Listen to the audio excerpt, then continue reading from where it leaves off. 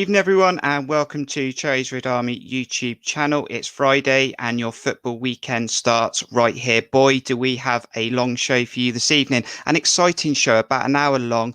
And I have a Cherries Red Army panel that are going to contribute, and you can contribute as well. We're going to start the show off looking at Stoke City game week 46 match preview. Then we'll look at a season review debate, and this is an opportunity for you, the fans, to ask any question that you want to ask within the season. Place it in the chat and we'll debate it. We'll finish the show off looking at the playoffs, that league table, and see what might happen in the next few weeks.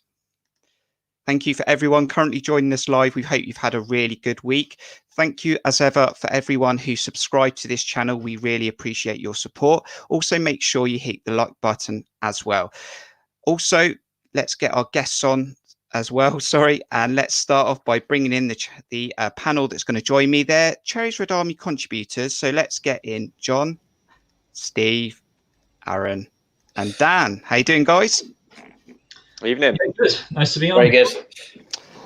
Right, and just to start with, guys, we'll get into the preview and we'll get into the debate as well in a bit. But it's been a week since Wycombe. Just short feelings, John, on your week and leading into that 46th game of the Championship. Well, you know, I was one of the guys on the free for all last week that really wasn't all that bothered about the Wycombe result. It depends on how you felt important the game was. I obviously didn't want to lose, but I don't think it really makes much of a difference to how we go into the playoffs. And yeah, again, Stoke is another one where it doesn't really matter too much because we're in the playoffs already, as much as positioning does make a difference. I'm just kind of excited that we've got a few more games to go, as most people will be ending their season tomorrow. Steve, how's your week been? Yeah, good, mate. I'm a little bit different to John. I kind of would like us to have had a bit of momentum moving forward into the playoffs. A couple of victories under our belts after that Brentford loss. Yeah, that's the main concern for me. I hope he goes strong tomorrow, but we'll talk about that. And yeah, we get that winning feeling back. Aaron, I know you said a few weeks ago you just want to get these games out of the way. One more to go, but how's your week been? Yeah, very good. Nice to be on with you all. I feel kind of a mixture of the two. I feel that the last sort of 2-3 games we're kind of treading water, waiting for the real stuff. It's very difficult to really raise it and to get too worked up about games which there's going to be far more important games to come. So looking forward to obviously playing tomorrow, getting that game out of the way, and then getting down to the really important stuff. And we mopped up Wycombe, Dan, last Saturday. How are you feeling since then? Not too bad. I think that I'm with John in the sense that I'm not going to take too much from a game where we didn't play a strong lineup, nowhere near our strongest team. And yeah, I'm more concerned about tomorrow and getting that win tomorrow and bringing that momentum into the playoffs. Okay, so we want to hear your thoughts throughout the show, and there's lots of opportunity in the next hour for you to let us know what you think. There's going to be also awards for Player of the Season and Goal of the Season, so check out for that. So let's get stuck into the match preview.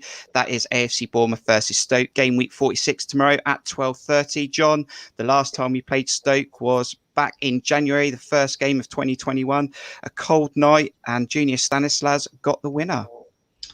Yeah, it was in that period where Junior Stanislas was being the key man when Danjuma wasn't available. And in that game, he did basically nothing. I was begging for him to be taken off the pitch at about the 70th minute mark, and then pops up with a winner, as was the thing that he was doing just in that period. Wasn't a good game, wasn't enjoyable to watch. And yeah, it was kind of what you might have expected from going away to Stoke on a cold, windy night. Hopefully by being at home this time round, we'll be able to impose ourselves a little bit more and being in, discounting the last 2 games, still being in pretty good overall form in the second half of the season. But did we think, Steve, first win of 2021, it would be a good start to this second half of the season, should we say? I think we hoped it would be, but I think a lot of us could see in the previous, we were winning whilst we were winning games. We weren't winning them with, some of the performance we put in, like for Huddersfield, for example. but there was always, and I think we got a bit lucky that game actually, didn't we? Was that the game where Jack Simpson had a bit of a moment and gave the ball away, and Begovic had to bail us out again? So it was kind of, we were hoping, but the performances weren't really giving us as much confidence that it was going to be as plain sailing as we wanted it to be. Did you see what happened after that, Aaron, come in the rest of that month? No, I didn't. I mean, I remember thinking a cold night in Stoke and getting a 1-0 win, not playing well, was just, that was a really good sign. I thought, to go there and grind out a 1-0 win, boded quite well. I think at that time Lewis Cook was really playing well and contributed well with some of those driving balls. But as Steve's already said, we weren't playing particularly well. Obviously JT was still there at the time, but at little to no, it would be the start of a pretty horrendous run after that. And we'll look at Stoke in more detail in just a minute, Dan, but this is a team that doesn't score a lot of goals, keep a lot of clean sheets, but don't score a lot of goals. Yeah, we mentioned in one video that Stoke, physical team. So there is always the risk of an injury, which obviously we're hoping doesn't happen. But I think that it's going to go for a full strength squad. It's hopefully for no injuries. It's not going to be an easy game, but at the end of the day, Stoke have nothing to play for. Basically, no teams have anything to play for now in the Championship. I'm feeling good about it. Just hopefully no injuries. That's all I can hope for. And last weekend, as we said, Dan, we went away to Wickham and we lost 1-0. And John, what's your thoughts on that 1-0 result? There were 6 changes though. Yeah, I don't know. I haven't really thought about it too much since the game was done. It's kind of left my memory for the most part already. Because the goal was obviously the thing that sort of most sticks out in terms of what Wickham did. Because apart from that, they didn't really, as much as they really looked like they were going to trouble us, they didn't really make too many good shot opportunities. And we had 3 or 4 golden chances to stick the ball in the back of the net. We had Junior Stanislas, a header from 4 yards out that he missed. He had Sam Surridge, sort of his ball rebounded towards him but was spinning. He sliced it, which then fell to Stanislas, who then also sliced it and missed it. 1 or 2 others. David Brooks probably had a good chance. I don't know. There were 3 or 4 great chances and we couldn't put them away. So there was a lot of negativity after the performance, but I think it really wasn't as bad as a lot of people might have made it out to be when you consider we made 6 changes. You did say 6, didn't you? Sam Surridge, I would have liked to have had a better game, but we didn't really get the ball to him, which is kind of a symptom of the problem we've had with Surridge up front at times since Woodgate took over. So, that's not our full strength side. And with Junior Stanislas now out, it certainly isn't going to be what it looks like tomorrow or in the playoffs. So, yeah, there's obviously reason to be negative, but I think it was just something we can move on from now. You must have been happy though, Aaron. There's no Danjuma there. You want to wrap him up?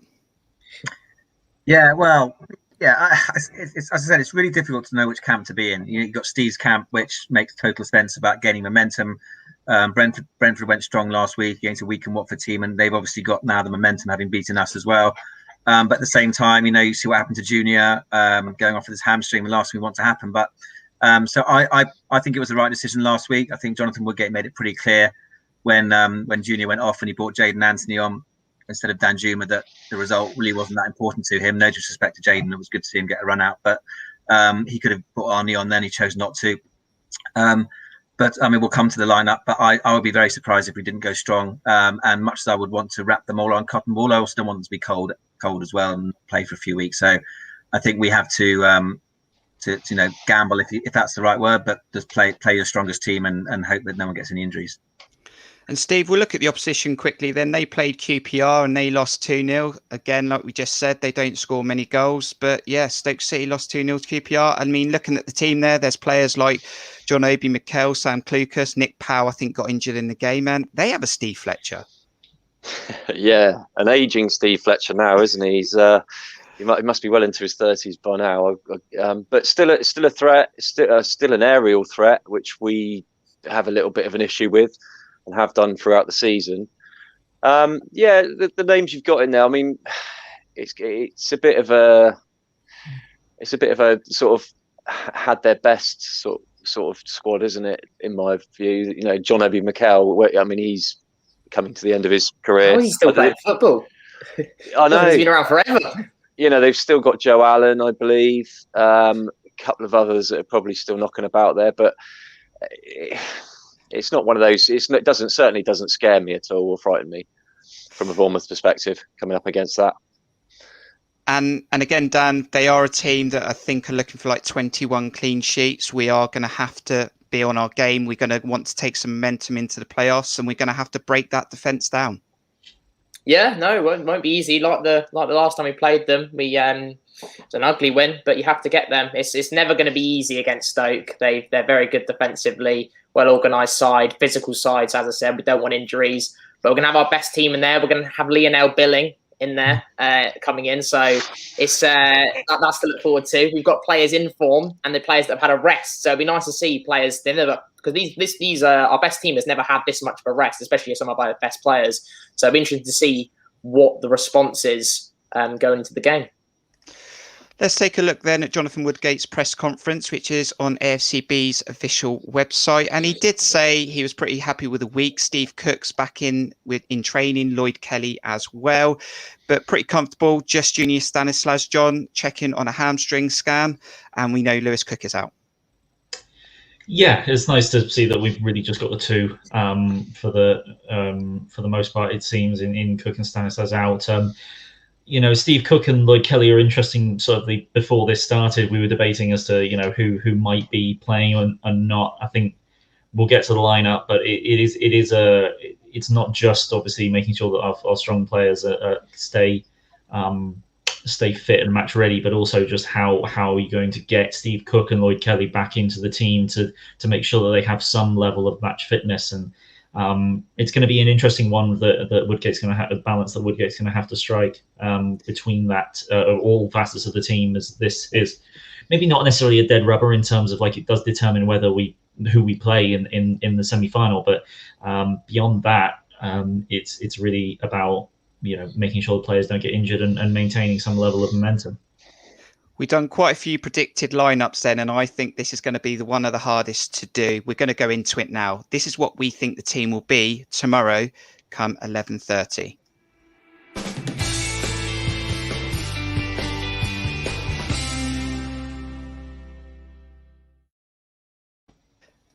So we pre-populated this before we came live, and let us know what you think in the chat, if you agree or disagree. I don't know if there's a right or a wrong, but the overall riding feeling, Steve, is that we're going to go quite strong. That's my overriding feeling. I think you need to, if it were me, if I were Woodgate, I'd want to be putting out the team that I will want to start the first playoff game. Like Aaron said, you don't want to be going some cold. I mean, they've had a little rest now. Maybe they, sometimes when we come back off a break, they're not quite at the races. So it could be a case of getting that one game under their belts to get them up, back to full speed again. But it shouldn't take much, I wouldn't have thought, but there's going to be a couple of enforced changes. Kelly's obviously not worth risking just yet. But yeah, that's what I would go with, the strongest lineup we can. And you agree with that, Aaron? You think we need to build momentum? I think the first leg's going to be on the 17th of May. Yeah, you're pretty happy with that lineup? Yeah, I think we have to go strong. I mean, the last time our first 11, if we want to call them that, played together was Millwall. So if they don't really play tomorrow, and then there's another 9 days, it'll be 3.5 weeks till that team played, which obviously, whilst it will mean they don't get injured, means they're not match sharp or just not, match ready. So I definitely think we're going to go strong. Obviously, can't legislate for injuries. If something happens, it's very unfortunate, but I think you can only wrap them up to so much degree. But yeah, I mean, Mepham and Rico, I think a lot depends on Steve Cook and Kelly and how fit they are. If they've got little niggles and they're still not 100%, then absolutely don't risk them. If they both feel fine, as Steve said and John said as well, it might actually need the minutes to get sharp themselves. So it might be that they both play. But so I think we were a bit 50-50 on that selection.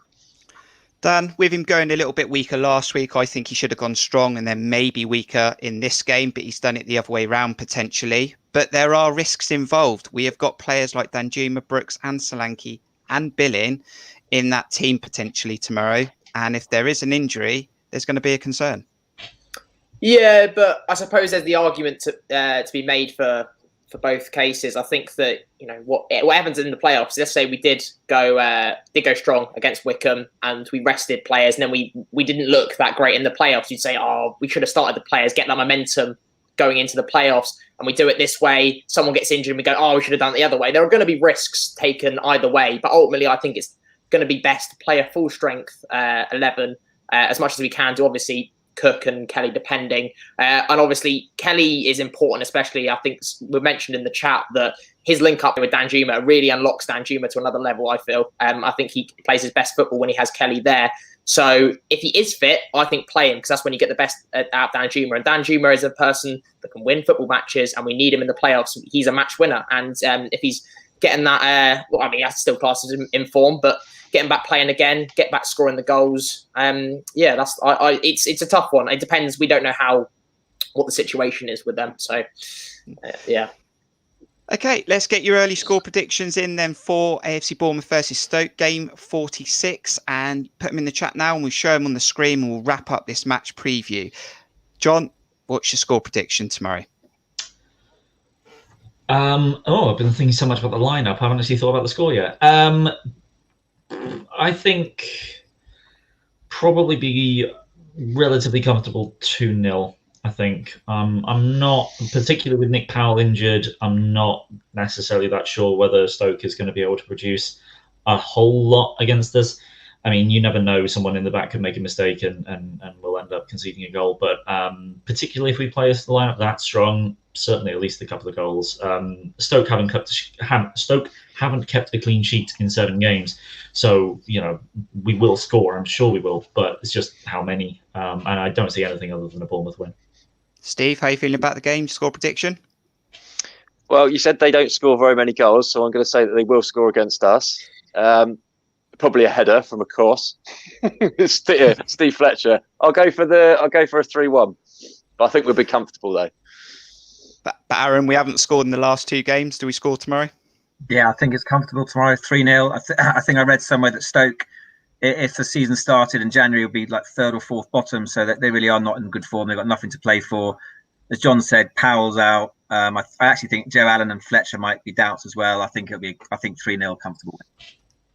Lots of Cherries looking positive tomorrow, getting back to winning ways. Dan, are you feeling the same? Yes, I am going to agree with Aaron. I'm going to go for a 3-0. I was having to think. I was switching between scores, but I think a 3-0. They're not in form at all. We're going to have our best team back.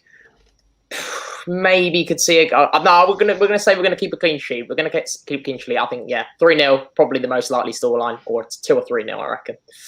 Yeah, I'll go with that. I'll go with 2-0, couple of goals, get back to scoring ways and keep a clean sheet. And that'll probably be Begovic's 16th. So that's so much preview and that's what we're going with. Let us know your thoughts in the comment on that predicted lineup and we will find out tomorrow on Lineups Live. So what we're going to go into now in this part of the show is the season review. We're going to do that in just a moment.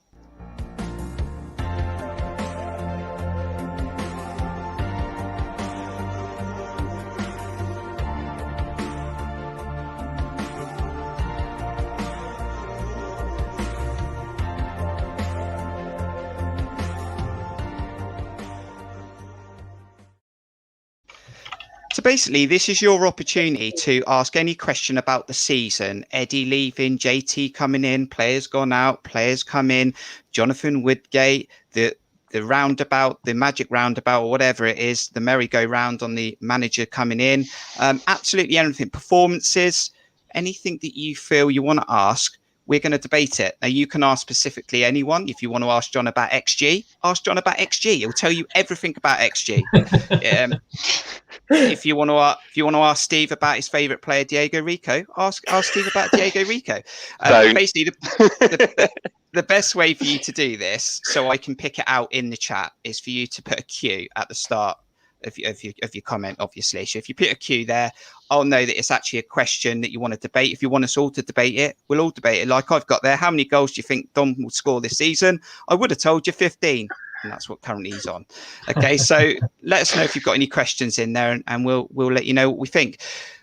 But guys, let's go back. 45 games in, Jason Tindall was the man that was given the job, John. And give us your summary of the season. Summing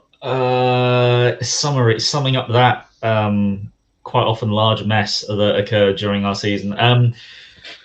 Well, I mean, unfortunately, it was sort of like started well, went terrible in the middle, and has picked up again at the end. It's that sounds like Bournemouth's last few seasons, to be honest. It's just been enhanced by the fact that, unlike pretty much every other season in the last decade or so, Bournemouth have had very high expectations. The fans have been expectant that Bournemouth are actually going to do well. The last time we've had expectations this high was probably our second or third season in League One, where we were very confident after doing quite well and getting to the playoffs the first time round. Since then, no one expected us to go from the Championship when we did, and just staying up in the Premier League was nice. So here it's been a bit of a letdown as the season has gone on. Jason Tindall, I think, was rightly given the sack at the time because we just weren't performing with a team that, as much as money doesn't mean everything. We have the biggest wage bill in the division, as far as I'm aware, and if we're not doing well enough to even get into the playoffs, he's not good enough for the job. Woodgate wouldn't have been my full-time pick at all, but he's proved me wrong, to be honest. I'm still not 100% sure on whether I'd necessarily want him to be our manager going into the Premier League if we go up. And if we don't go up, well, I wouldn't be against him staying on in terms of, I think that he's proven he can do a lot with this team, but we need a rebuild if we don't go up. So it's been a very difficult season to sum up in a short period of time. And, the actual results of this season is still to be determined. We don't actually know how successful the season's been yet. And that is really, in the end, whether we go up is entirely what the season will be judged upon. I'm going to give this one to you then, Aaron, because I think it's come from your boy. Thoughts on Jonathan Woodgate this season? Yeah, I mean, like John, I probably jumped on the bandwagon wrongly. Jonathan Woodgate, Middlesbrough failed, etc. But I've really warmed to him. I think his press conferences, his interviews, the way he speaks, he's just very, very likable. He's no nonsense. And what you keep forgetting is he's played at the very highest level, which is something that Eddie and obviously Jason hadn't done. He's played at the highest level. People talking about Lampard and Gerrard and all these great young managers. Well, Woodgate was really dealt a bad hand at Middlesbrough. He's played at Tottenham, Leeds, Champions League, Real Madrid, England. Obviously, why wouldn't he have the pedigree or be given a chance? And I think he's shown that he can take a good set of players and make them into a team, which is what Jason Tindall wasn't capable of doing, certainly towards the end of his tenure. So again, I am mixed slightly as to what I want to happen with Jonathan Woodgate. It's a funny one. If we didn't go up, if you said to me that all the players would stay, then I'd 100% want Jonathan Woodgate to stay because I think he'd win the league next season with this team. But it's unlikely that a lot of our players would stay. But if he does take us up, which was in his remit, it's hard to argue against him, keeping his job. But either way, he really has. I've really warmed to him, and I enjoy listening to him. He's obviously doing something right. He's got experience, as I said, at the highest level, and it's a new set of eyes, which I think we're all for continuity at the beginning of the season. I think some people felt that although Jason Tindall wasn't the right person for the short pre-season, it perhaps was the right thing to do. But in hindsight, it's a wonderful thing. But he just never was. Eddie carried that team for so many years, and maybe a new set of eyes and new approach was what was needed. And I think Jonathan Woodgate, along with Joe Jordan and Gary O'Neill, have made a huge difference, and full credit to them. Question coming your way then, Dan, from Milchman. Why did the Canaries and Hornets make automatics when the Cherries didn't? Because we were terrible during the middle part of the season. John mentioned there that it's an all right start. For our team, yes, we were top at 1 point, I think, of the season, but it wasn't amazing considering we were dropping a lot of points from draws. We were dropping 2 points in teams that we should have been beating, and it was just so bad at one point where our players just couldn't seem to play football. They couldn't seem to make simple passes. It went horribly wrong, clearly. Tindall just wasn't the right man. I think that as much we mentioned about Woodgate, quickly to mention him, I think that as much as I think he's done well, I still stand by the fact that I think a lot of other managers could do what he's doing right now. I just think Jason Tindall wasn't that great at all and tried to overcomplicate it. I think John was speaking about it quite a while ago and trying to overcomplicate everything. We have a good enough team to just, if we do the basics right and we have the players that can win football matches. And it's Norwich stuck with their manager, which we unfortunately couldn't do. And they've, look, they've won the championship. And Watford, it's a weird one. They always change their manager, don't they, Watford? But they've done surprisingly well this season. Could if we do go up, that'll be same 3 teams that come down, same 3 teams that come up. Would be nice. So yeah. We tend to go up with them too as well, which is weird. Yeah. Question for you, Steve, from Rich. How does it feel to be proved so wrong about Billing and Solanke? Oh, this seems like a personal one. Well, firstly, I don't know where the Solanke thing has come from, because I've never got on Solanke's back at all. I don't think, not that I can remember. Billing, on the other hand, so I'll have to put my hands up to that one. And I did admit defeat on that and say, look, fair play to him. He's very much blossomed under Woodgate, and Woodgate's found that slot for him in the team, which we hadn't seen. It's a case of, does he just not like doing the dirty work so much as doing, the attacking play side of the game?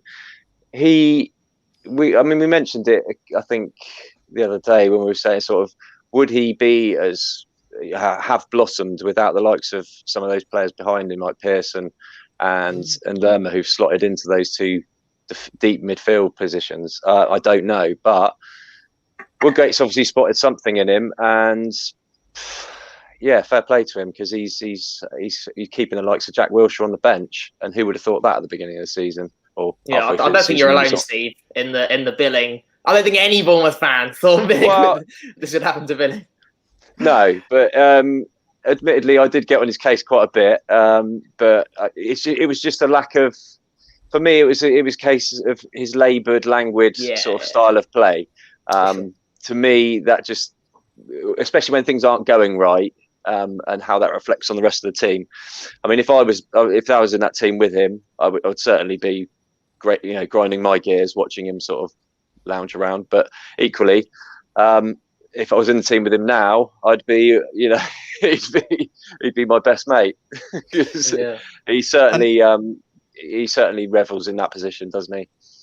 We obviously want to keep it all positive where we can, but unfortunately we have to front it up, just like the players do when they don't perform. But who wants this question then? Anyone in particular? From John. How you doing, John? Which player has disappointed the most this season? Oh, John, that feels like a one for you. Oh, I thought you were putting your hand up to say you wanted. No. I saw that and was thinking about it, and I think there are some candidates. Definitely, I think based purely on reputation. And how he did previously for us, Jack Wilshere is a name that a lot of people probably would have considered there. I think as though, I feel as though he's a bit harshly treated, and I know what Steve thinks of him. I think Rico, unfortunately, is probably what a lot of people will probably think of as well. I think the very clear favourite though really would have to be Chris Mepham, and I don't really want to be so harsh on Chris, because I really do think there's a good player in there, but I think he is suffering majorly from an incredible lack of confidence and lack of a sort of, when he gets put into positions where he feels as though he can do exactly what he should do, something just isn't working. The amount of mistakes that he was making at the back on the ball was part of the reason why JT got the sack. It was just because we lost so many points from him making mistakes at the back. And I do think that his game against Wycombe, I think it's harsh to label him the fault of the Wycombe goal, because I think Junior Stanitas was the one that gave the ball away stupidly. But he was also playing on the left side of the back too, which is not his position. He's always played on the right, which means your angles are different, your positioning is different. It's just not quite the same. And his breakdown of communication with Rico meant that he didn't cover the striker for the goal. So, he didn't have a great start to the game, and then didn't make up for it with a goal later on. So for a number of reasons, I would probably say Mepham. But I do think that if he was to, if we went up, I'd be encouraging him to go on loan in the Championship, to be honest, and us replace him with another defender, just so he can get some experience at a team that isn't going to want him to play out from the back in the same way. and sort of risk all the mistakes that he was making. But yeah, there's a few. There's not many, I don't think, but I think I was going to say David Brooks. I think has to be up there. Heather mentioned it. He's one of my favourites, and every time he's in my lineup, I'm so excited, and I love the guy because I remember, in his first season, I was just, we were watching him, and I was just absolutely purring at him, and he was, and we had this expectation last season he was going to come back and keep us up, and I don't blame him necessarily for that, but to keep hold of someone like him in the same way that Watford kept hold of Sarr, and he's won games for them single-handedly. Brooks just hasn't done it. I know he's had injuries, which unfortunately just plagues him throughout his career by the looks of it. But he for me, keeping him, I really thought if we keep David Brooks, he's gonna take us up. He still might, clearly, in the next few games. But for me, he's been disappointing, and this is from someone who absolutely adores him. And I just think I don't know what it is. It's hard to blame injuries the whole time or a lack of confidence, but I just can't. He's just not the same player as a couple of years ago, and maybe that means he's not going to go in the summer because I don't think we would sell him for what people would offer for him now. The next question coming up is obviously who has been your favourite player this season. We're going to cover off the player of the season in a minute, but quickly going across the line from John, your favourite player this season? Favourite player. I have to say it's got to be Billing over the last second half of the season.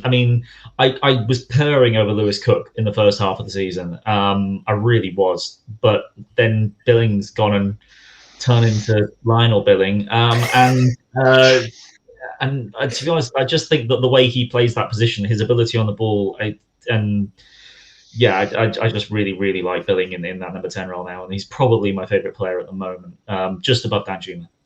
And we'll talk a little bit more about the player of the season, Steve, but favourite player that comes to mind so far? Okay, so if we're going to go round, I'm not going to nick Aaron's off him because I'm pretty sure I know who that's going to be. I'll go for CCV because I think we obviously with the Mepham debate we've talked about when he came in, slotted in with Cookie, and they've looked absolutely solid ever since. What player he is, he just does all the basic defensive stuff, and he does it well. He doesn't mess about too much. He knows when to pass the ball out. He knows when to hoof it, and that's what I want. I want a decent centre back who can make decisions like that. He can assess the situation and he'll know the correct thing to do. And nine times out of 10 he does. And he's got a solid. We'll get out of Cookie. So that partnership they've got going there is excellent at the moment. So CCV for me. Aaron, most exciting player this season? Right. Well, my favourite player, it's no surprise. Yeah, I'm going to say Ben Pearson. He wouldn't be the player of the season because he hasn't been there all season. Clearly, I'm going to have that debate later on.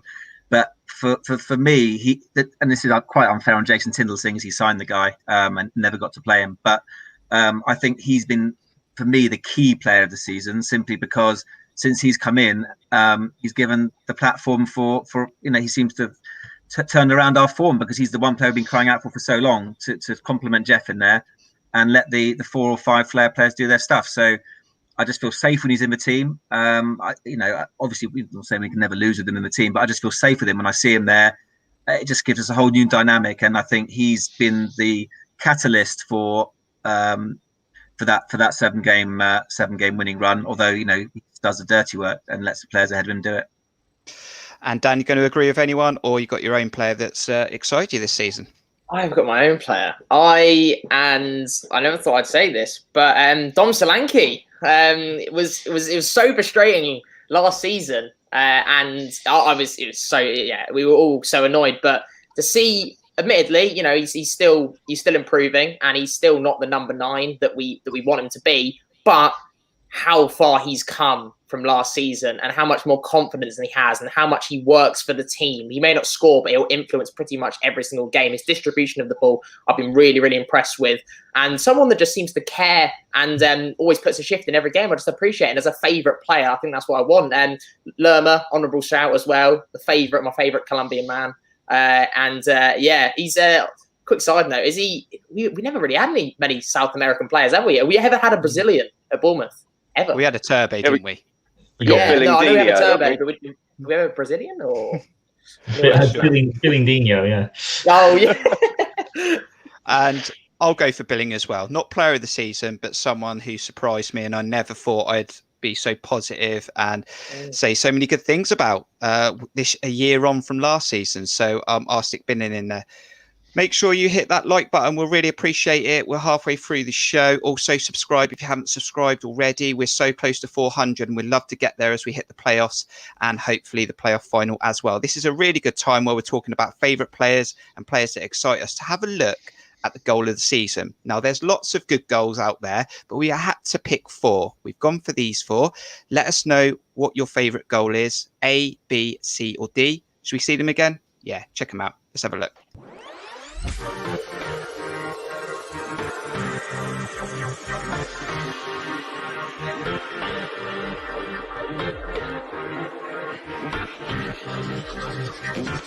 Top of the box and Brooks, opportunity to get it out of his feet. It comes back to Lewis Cook.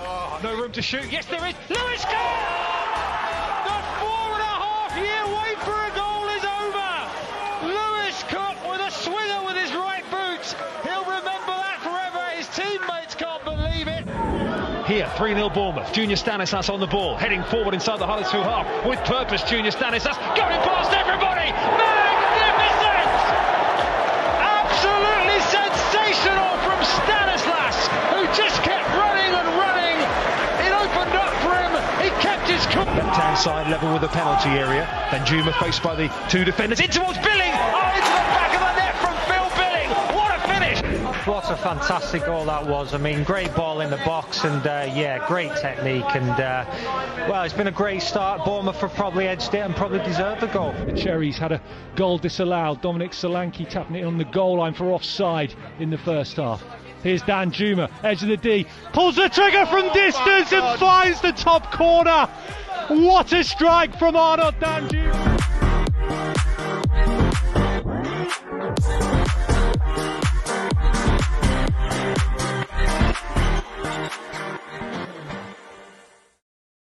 So, goal of the season, we have goal A, Lewis Cook versus Reading. Goal B for Junior Stanislas versus Huddersfield. Goal C, Philip Billing versus Swansea. And goal D, Arno Danjuma versus Norwich. So let us know in the chat, goal A, B, C or D, and we'll collectively choose who goal of the season is. But a quick summary from each of you. John, goal A, Lewis Cook.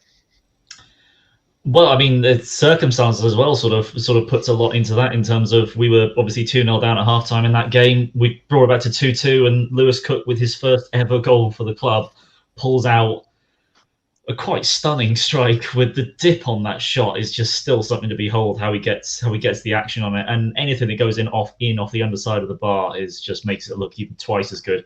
And obviously we went on to win the game as well. So in fact, as we did with every single one of these goals. So, yeah, it was outstanding goal from Lewis Cook.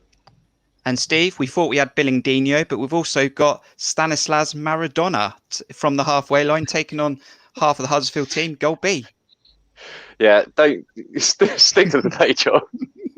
The Stanislas goal. When I watched that in real time, live in the game, I thought, wow, that's amazing. He's just literally taken on half the team and scored.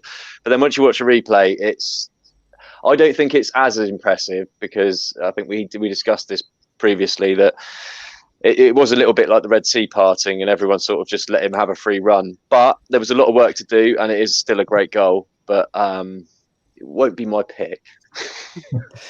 Goal C, Aaron. It was Philip Billing gracefully scoring an overhead kick. Yeah, well, he can't head the ball, so he had no choice, did he? No, I think, and it was obviously a great technique, and I think the importance of that goal, it was obviously at that time. I remember saying we had to beat Swansea, otherwise we're finished. I don't know if it was the first game of the 7. Was it the first game of the 7? Yeah, it was. So the crucial, to really put Swansea to bed the way we did, and to Phil Billing get an early goal to set us on our way, I think, and technically was a fantastic goal. Yeah. And goal D, Dan. Arno Danjuma, an absolute cracking shot, top bins. Let us know your thoughts on that one. Yeah, he never fails to amaze, does he, Danjuma? Was in the form of his life during that run of wins, and yeah, just to top it off with a goal to beat the champions. You watch that, it never gets old. It never gets boring to watch that. Just such a nice strike. Yeah, great finish, great player. Okay, let's go through these. Cook versus Reading, goal A, D, D, A. This is going to get interesting. D, A, B, C, D. I hope you're counting, guys. A. They were all C. rich. There's even an E in there. I don't know where that came from. Right, John, give me a letter. A. No contest for me. It really isn't. Steve? Weirdly, C. This is going to be so interesting. Aaron? You're going to hate me because I'm going for D. Dan Juma on the run. I think Arnie's been so good for us this season. He's scored so many important goals. It was a brilliant goal, and for me, it's goal of the season. Can someone count in the chat, because there's a lot of A's and D's? Can someone just do a quick count up of the letters in there to see if we can come to an agreement? Don't leave it till them. They'll rig it. So we've got an A. Did you say C, Steve? Billings won the overhead, the sort of sideways overhead. Aaron, D. Dan? A. Every single time I see that goal, just so nice. The way he hits it, you can't strike a ball much better than that in the circumstances. And when it comes off the crossbar, it's so nice, so nice. Got to be A by far for me. Do you know what? There's 25 votes for D. Well, that's a lie. What was 25 watching it? Who's done this up? John voted for D. Of course, he's going to say there were 25 votes for D. I smell a rat. I'm not even sure we got 25 actually physically watching right now. So, do you know what? I mean, I do like D because I think he's running at an angle, Dan Juma. He's had to pull it back to that corner. But I think it's got to be Lewis Cook. Done a quick bit of maths. It's 8 for A and 4 for D, if my maths is correct. It's about 8-5 for A. Yeah, 4 or 5, I think. And do you know what? For A, so I think just about in the end. And do you know what? And he would be desperate to help us out in the playoffs. And it's his first goal for us, and it took 4 years. It would be rude not to. Lewis Cook, AFC Bournemouth goal of the season 2020-21. Goes to you, my son. And let's take a look at the player of the season then. We've got 5 candidates here. And again, you guys watching in the chat, let us know who you think is player of the season. We'll quickly go through these then. John, Asmir Begovic, 44 games played, 15 clean sheets, 1 assist. And he has a 7.0 rating on SofaScore for his season. But yeah, quick thoughts on Asmir Begovic. I mean, there's not really much you can say other than the fact that he's been our brick wall at the back. The amount of saves that he's made that pulled out of the top drawer, the amount of points that he's kept us and managed to help us keep, despite how well we were doing up the rest of the pitch. Is Mr. Consistent, has made maybe 1 mistake all season, I think. And when you consider what he was like, 2 seasons ago, when he had a dreadful period for us when in the Premier League, I mean, he's been absolutely incredible this year. And Steve, you're a defender, or you claim to be one. Steve Cook, 41 games, 2 I'm not assists, on my backside, yeah. 7.01, no goal. Sammy thinks there's a goal coming in the playoff final, but Steve Cook, our captain. Yeah, well, I mean, what more can you say? Everyone knows everything about Steve Cook. What he's about is, he racked up 350 appearances for us now, and he's been his usual dependable self, throughout most of the season. He reads a game brilliantly, in my opinion. He puts his body on the line every game. He's the captain. He leads us. And yeah, I mean, I hardly apart from he got the red card, didn't he, in the penalty against Sheffield Wednesday. I don't really think, and I still think that was a bit harsh as well. Preston as well, he did make. Preston, I was going to say Preston, but yeah. Was it Preston? Yeah. He gave it. Well, okay. Other than that, pretty much, he's going to get you 7, 8 out of 10 in most weeks, isn't he? So yeah, you know what you're going to get with Steve. Aaron, it's not Ben Pearson, but it's Jefferson Lerma. Played nearly every game for Woodgate bar 2.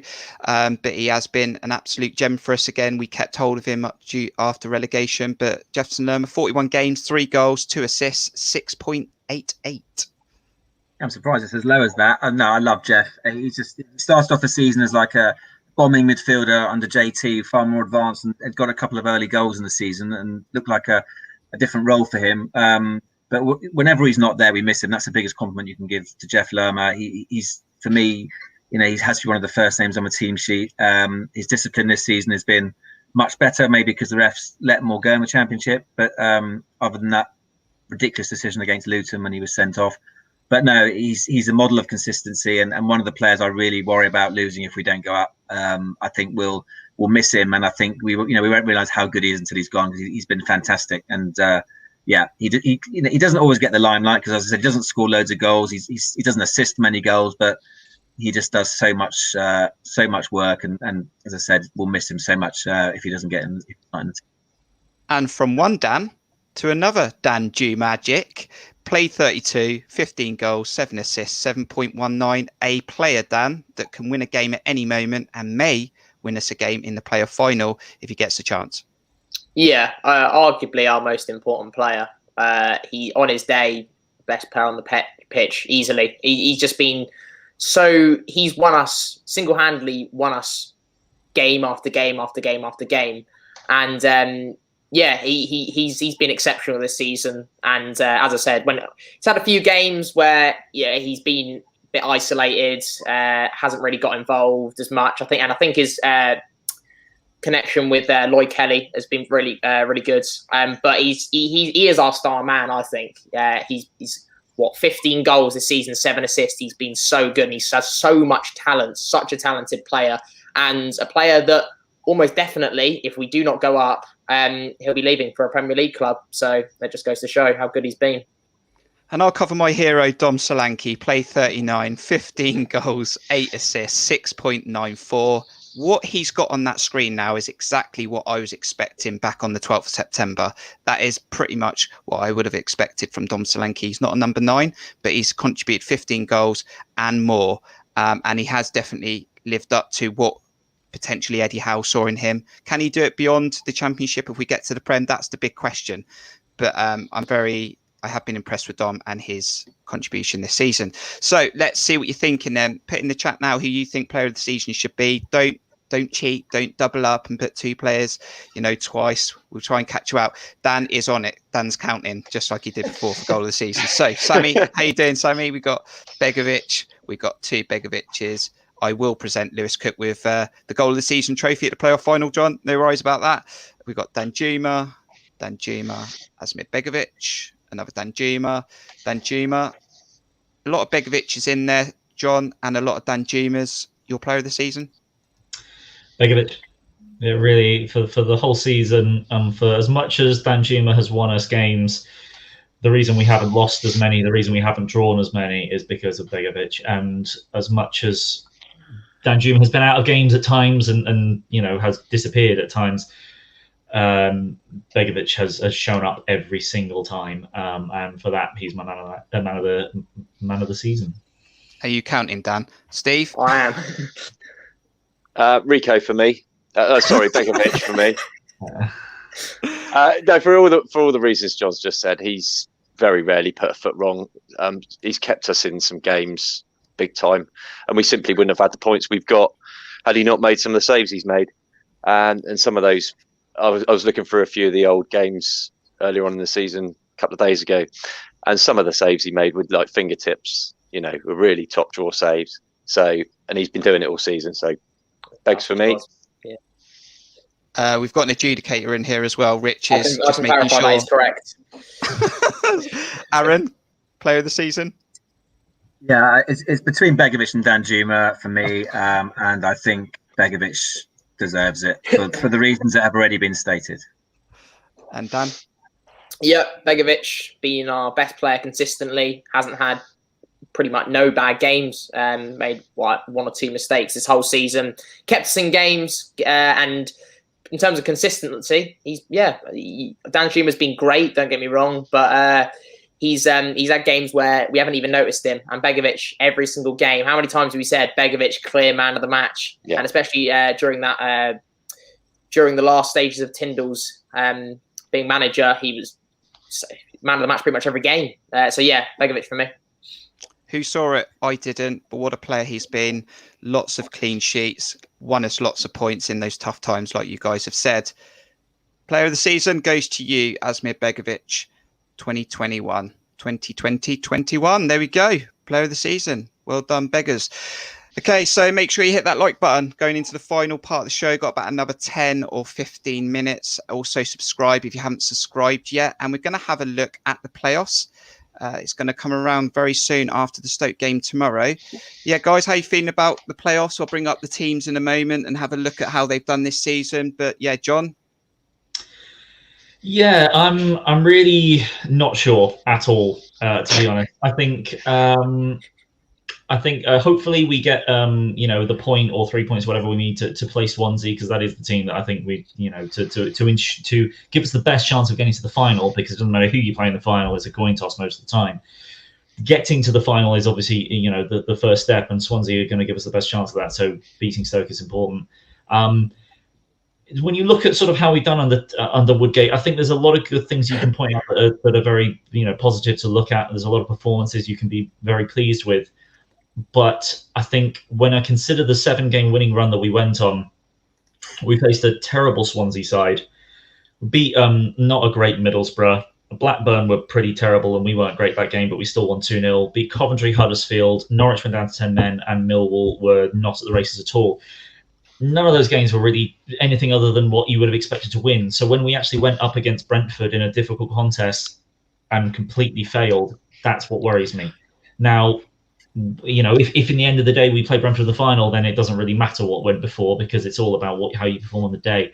But yeah, I'm very 50-50 on how positive I am that we'll go up. I obviously would be desperate for us to stay up, to go up, because it's about keeping players. It's about making sure that the money situation is as good as it possibly can for us. If we go up, we're probably going to be able to finish building the training ground, and if we stay down, then that may not get finished for a number of years. So yeah, it's very important that we go up, but there's a lot still to be decided as to whether we do or not. Aaron, looking at some of those stats there on the screen, obviously this is the league performances this season, their win percentages, goals for, goals against, their position. I mean, give us an overview of the teams. We're probably likely to play Swansea, but yeah, your thoughts? Yeah, I got sweaty palms thinking about it already, to be honest. Same. I think it's such a cliche, but it's a lottery. I mean, we all want to play Swansea. Hopefully we'll end up playing Swansea. It gives us, as I said, I wouldn't want, well, we can't play Barnsley over 2 legs, which would have really worried me. So that definitely is gone. I don't fear Brentford in the way that some might fear Brentford. But I also don't think Swansea are going to be a rollover, because even though both games against them, we've looked very comfortable and should have beaten them at their place as well. I'm not sure if Andre Ayew's fit. I'm not sure what the situation is with him. But even so, I would fancy us against Swansea. I mean, it's interesting because since Woodgate's come in, I think it's, as we've said before, the only games he's lost is when he hasn't played his first 11 or changed the formation. So you think back to QPR and Cardiff, we started a back 5.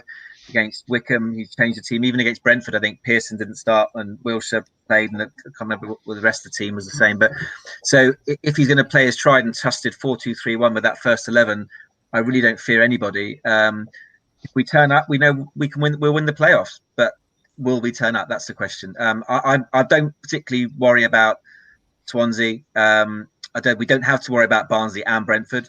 Whoever we play in the final, I would actually really fancy us against Barnsley at Wembley. My biggest worry about Barnsley was playing them over 2 legs, and certainly at their place. But on a big Wembley pitch, I would really fancy us against Barnsley. It kind of brings back memories of the Lincoln playoff win when they were horrible to play against at their place, and they did a double over us, I think, that season. And we went to Cardiff, and absolutely killed them on a bigger pitch. And I wouldn't be surprised if Barnsley end up beating Brentford. I can see that happening. If we end up playing Brentford, I honestly don't think we've got anything to fear. I know, obviously, they did a double over us, but it's Bournemouth, so who knows? But I think we've got a good chance. We've got a very good chance. Does it matter, Dan, who you play? Because I my stance on it. I'd rather play Brentford over 2 games, but everyone's point is valid. Does it matter? Yes, but also no, because I believe if we, like Aaron was mentioned there, we turn up and play our best football, we win the playoffs. I believe. And when we play our best football, we haven't played our best football against Brentford. Both times we played them. We did play well against them the first time we played them, but still, I don't think that was our best stuff. Admittedly, they are probably. I do fear Brentford. I think that they've done the double over us this season. I would want to face Swansea over 2 legs. Both times we played them, we were the better team. Should have won the first time we played them with that ridiculous penalty call. And yeah, and at the end of the day, anything can happen in a one-off game. Anything can happen in a final. So whoever we play, but I would rather have Swansea over 2 legs, and that's our best opportunity to the final. But Steve, we beat Swansea over 2 games this season, did the double, but Brentford did as well. So is there an argument to say that Swansea have got a chance to beat us? I thought we drew against them in the first game, didn't we? Sorry, we did. We drew 1. Yeah. We drew 0-0, didn't we? So 0-0, wasn't it? Yeah, but to be fair, we didn't lose to them. Sorry, yeah, in 2 games. And obviously, are they going to go into there and think, well, they've got nothing to lose? It's not a done deal, just like the Brentford one. I think both Swansea and Barnsley need to approach it with nothing to lose attitudes. No one saw Barnsley coming, did they? It's a complete wild card. Swansea, they've been a bit up and down, haven't they, really? And they've been a bit like us in a way, where they've not really gone on great runs, but they seem to have been there or thereabouts all season. I don't fear them whatsoever. I'd quite happily play them in any circumstance from what I've seen this season. The one that I fear is Brentford, actually, just for the reason Dan said a minute ago. The mental thing about getting, they've done the double over us. Although we played well in the first game, I didn't think we really played well in the second game. And I kind of with you on the fact that I'd rather have had them in a 2-legged affair rather than a one-off game, because I think Brentford on their day, they're quite capable of turning any team over in this league. Whereas I think we've just got a bit too much for the likes of Barnsley or Swansea. And Aaron, very, very quickly, does it matter if there's fans in the stadium? Because potentially, if we are playing Swansea, they might be allowed fans. Yeah, I read that, but they could be a test event in Wales. I think you'd have to really question the integrity of an important playoff game having no fans for all season, and that one team and the 4 have fans. I just can't see that really being fair, without wanting to sound whingy. So I'd like to think that all 4 clubs should be allowed fans in. It's after May the 17th, so theoretically we should all have fans. But if not, then no fans for anyone. Then hopefully a big healthy contingent at Wembley would be nice. I'll tell you what we'll do. We'll quickly calculate. Let's just actually have a quick look at the table. Let's just remind ourselves of the table before we do this. So we've currently got Brentford in 3rd, 84 points, Swansea 80 points, Bournemouth 77, Barnsley 77 because of the goal difference. Let's see if we can just calculate tomorrow's results and see where we'll end up. Okay, let's attempt to do this. I'm just going to pull over to that screen. What we'll do is we'll just go to it. I'm just going to give us 2 seconds.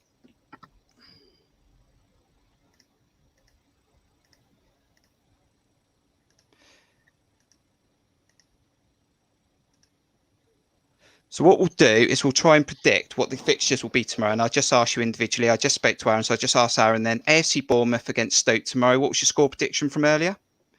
3-0. 3-0. And Barnsley versus Norwich, Steve. How are you feeling about that game? Ooh, I fancy Barnsley on that, because I just think Norwich are on the beach now, aren't they? Got nothing at all to play for. They've won the league, and Barnsley, they want to get a bit of. They equally want momentum, because they lost the last time out, didn't they? They lost the last game 2-0 to Preston. So yeah, John, I fancy a cheeky. What did I say? Yeah, 2-0. That'll do. Yeah, John, Bristol City, Brentford. Bristol City, Brentford.